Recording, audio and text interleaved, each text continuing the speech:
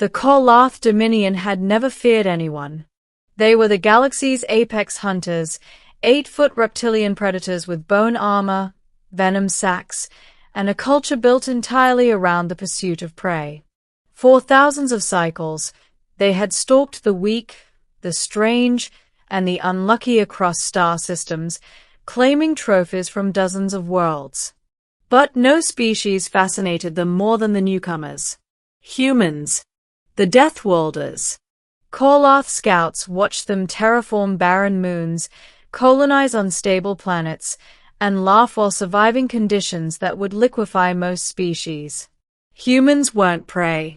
They weren't predators, either. They were something worse. Problem solvers. And problem solvers with emotions? That was something the Dominion had never evolved to understand. So when the Kolath High Brood issued a challenge, "Bring us the head of a human warrior," hundreds of hunting vessels answered. None realized that the humans they sought weren't civilians. They were Deathworlder Special Forces. Beginning. The hunters arrive. Corporal Talia Vance crouched on the shattered ridge of Outpost Alios 4, her visor glowing with tactical overlays. She was human, yes, but not merely human.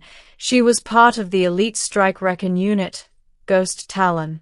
To be selected, you needed to endure high-gravity training, atmospheric poisoning trials, psychological forging, and combat scenarios where every variable was designed to kill you. They didn't simply survive danger. They learned to weaponize it. Her squad, 5 operatives, watched the sky as the Kolath fleet descended like burning meteors. 23 ships, muttered Harlow, the marksman. They brought a whole migration fleet just for us. They think we're trophies, Talia replied, her voice calm. Let's disappoint them.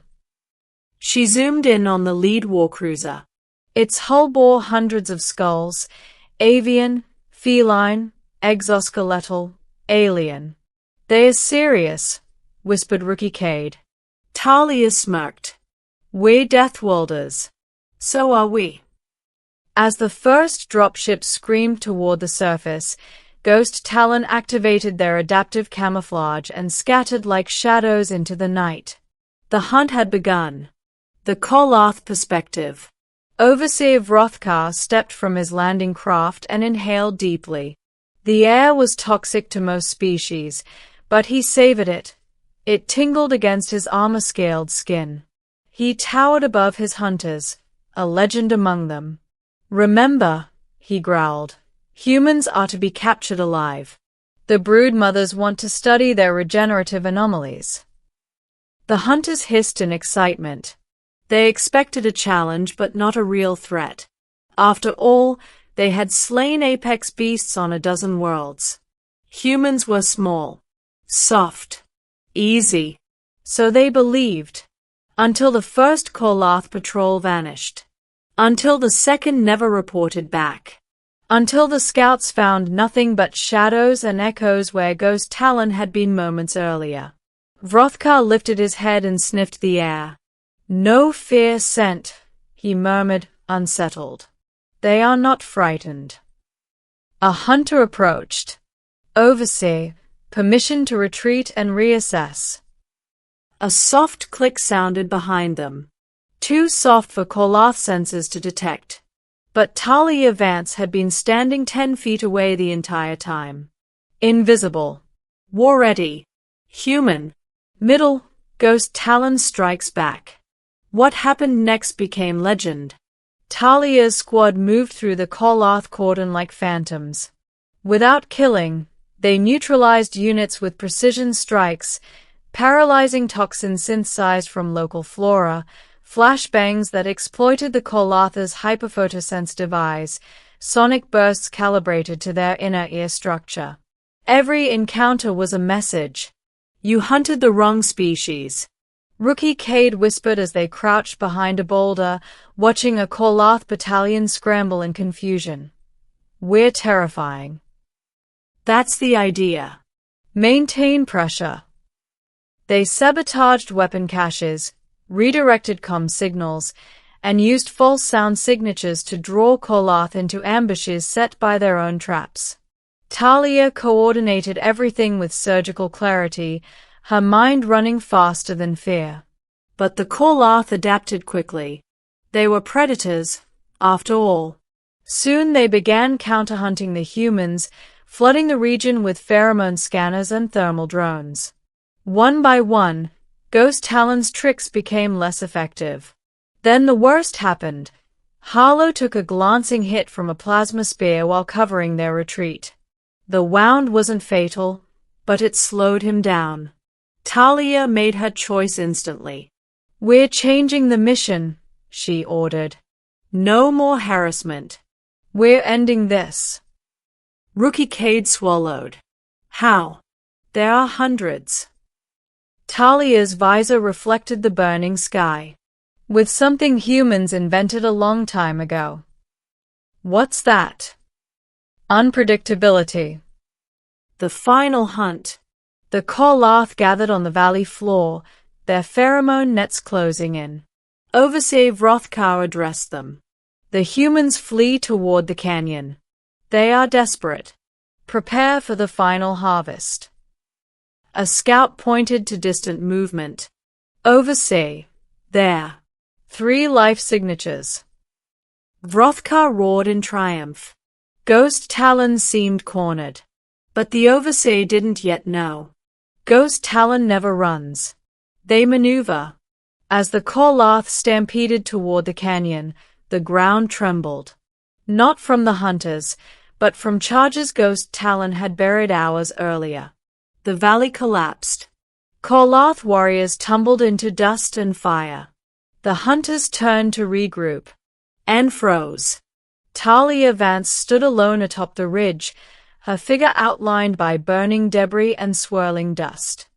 Her squad flanked her, half visible in stealth mode. She raised her voice, projecting through the battlefield. "You came to hunt Deathworlders." Her visor brightened, fierce and cold. "You should have studied us first." Ghost Talon fired. EMP grenades cascaded through the air, disabling scanners and armor. Flashbursts dazzled Koloth eyes. Stun rounds shattered exoskeleton joints without killing. The hunters fell, one after another, overwhelmed by tactics they couldn't predict, by enemies they couldn't see. Vrothkar roared in fury and charged at Talia. The two collided like meteors. He swung a bone-forged blade. She slid beneath it. She countered with a shock gauntlet strike that rattled his armored skull. He slammed her into a rock wall. She jammed a pulse knife beneath his rib plates. Blood hissed. Not his. Hers. Yet she didn't stop. Because Deathworlders don't stop. Not until the threat is ended. With a final drive of strength that no prey could ever possess, Talia forced the pulse knife upward until the Overseer crashed to the ground in a thunderous heap. Silence fell.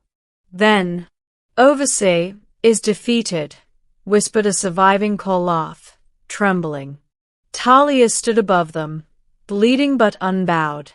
"You want a trophy," she told them. "Take this lesson instead." She pointed at her fallen squad mate, Harlow, whom Cade was tending. "Humans don't hunt alone. Humans protect each other. Remember that." Ending, the aftermath. Hours later, the Koloth withdrew, not because they were beaten, but because they were humbled. They carried no trophies, only wounded pride and newfound respect. They had evolved as solitary predators. Humans evolved as cooperative survivors. And survivors, Talia knew, were always deadlier.